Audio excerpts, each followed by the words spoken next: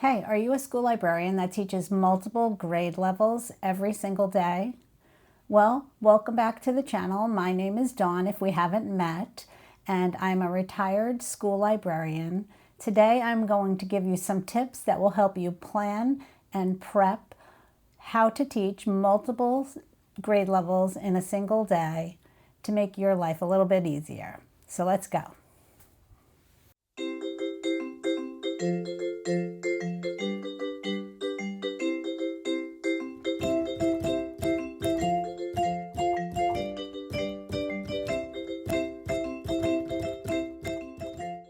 Okay, so if you teach in a public school in the United States of America, then your school year typically consists of about 40 weeks.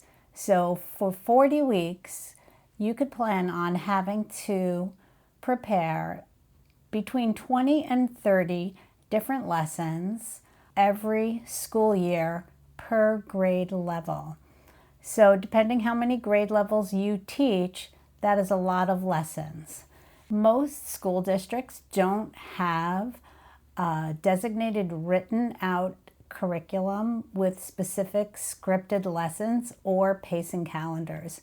And that is a blessing and a curse because it is up to you oftentimes to come up from scratch with your own lessons for each grade level. When I was teaching in elementary school, I taught kindergarten through 5th grade, which consists of 6 grade levels, which means you have to plan for 6 different courses, 30 lessons times 6. You're talking about 180 lessons a year at the very minimum that you have to create from scratch. So here is tip number 1. When you first start or you're introducing a new lesson, you should use the same lesson across multiple grade levels to test it out and to see what works. So my first year or two teaching, what I would do is I would take a picture book with an activity, for example, as a lesson, and I would use it for both kindergarten and 1st grade. Because it is so time consuming to create lessons from scratch, this is a good way when you're first starting out and you don't have a lot of lessons in your pool of lessons. And I would see which grade level that it worked best for. Teachers, after every lesson, always reflect and evaluate how the lesson went. So you're asking yourself what worked, what didn't work, how could I make this better? And in this case, when you're using it for 2 grade levels like that, you're going to ask yourself, which grade level did it really serve the best? Who got the most out of it? So if I used that lesson for kindergarten and 1st grade, trying it out that year, and then I decided, okay, this is a lesson best suited to 1st graders. So the next year I might not be able to use it because I've already used it the year before with the kindergartner. But from that point moving forward, I have that 1st grade lesson in my bank of lessons. Okay, tip number 2 is to keep everything organized with 6 different grade levels to teach. You have to come up with a system to keep the lessons themselves organized.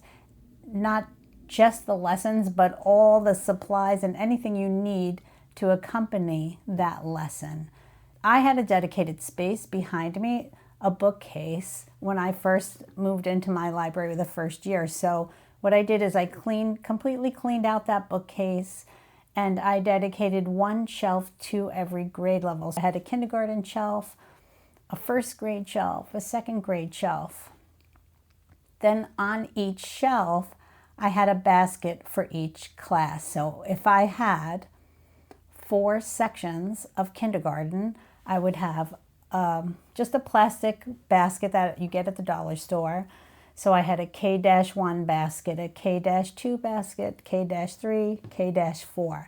And then whatever supplies or items I needed to teach each class, I would keep in that basket. If I had a picture book lesson that came with an activity sheet, I would have the picture book and the folder with the activity sheets that I had printed out, and I would keep them in the K-1 basket.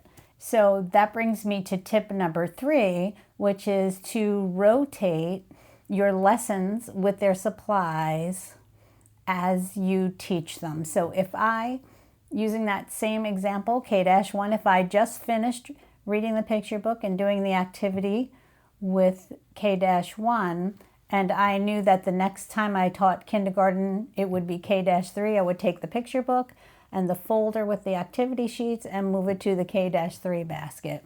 Then when that K-3 came in, I would already have everything waiting for me in that basket, ready to roll.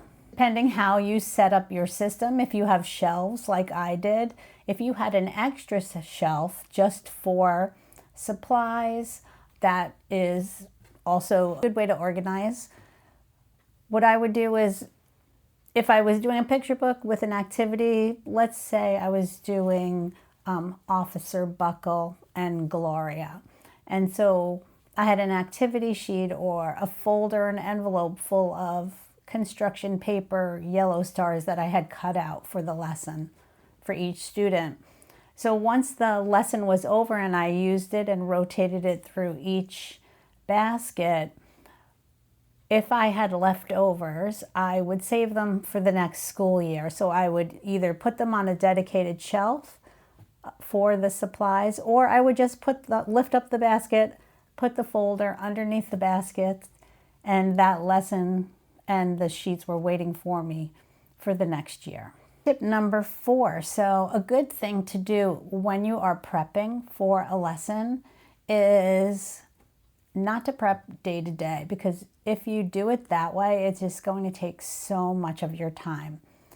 In my schedule, teachers in my school district in elementary school had one 30-minute prep every day.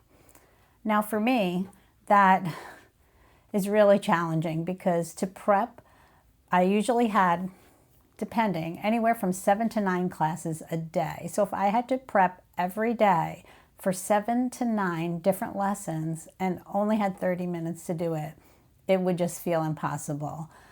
In addition to that, we didn't have any dedicated management time. So in that 30 minutes, I was often scanning in books that were returned and reshelving books. So one of the things that I like to do is to batch prep lessons. I'm going to keep using my example of Officer Buckle and Gloria. So if I read that picture book and I knew that I needed to cut out a construction paper yellow star from the Ellison machine, one for each student, and I had 110 kindergarten students, I wouldn't cut them out class by class. I would cut out enough for the entire grade level. And not only for the entire grade level, but if I needed 110 stars, then I would cut out 120, because you never know. Number one, you may get a new student by the time that lesson comes around by next week. And also, you're going to have a student that makes a mistake and they want another star. And I used to try to discourage them that, oh, you could just fix your mistake, but usually the student that wants another one because they made a mistake and they are unhappy with themselves, they are not going to relent on that. They just want another star. So I always have extras for that reason. So batch prepping for an entire grade level is definitely a time saver. Tip number 5 for the batch prepping is start early. Start a month ahead, because you might land up not having enough time to prep as you thought, and if you get interrupted, you're not going to have enough. But if you start way in advance, you could either get it done, completely done way in advance, or you could do it in little batches until you have as much as you need. Another way to batch prep is to use your volunteers. Use student volunteers, parent volunteers. If you have them already volunteering in your library, having them help you prep by making photocopies, by cutting things out on the Ellison machine, that is truly a godsend to have that kind of help and a time saver. Sometimes I really felt if it wasn't for my helpers and volunteers, I would never even have been able to do the things that I did, because it's just so time consuming to prep that many lessons. Use your volunteers.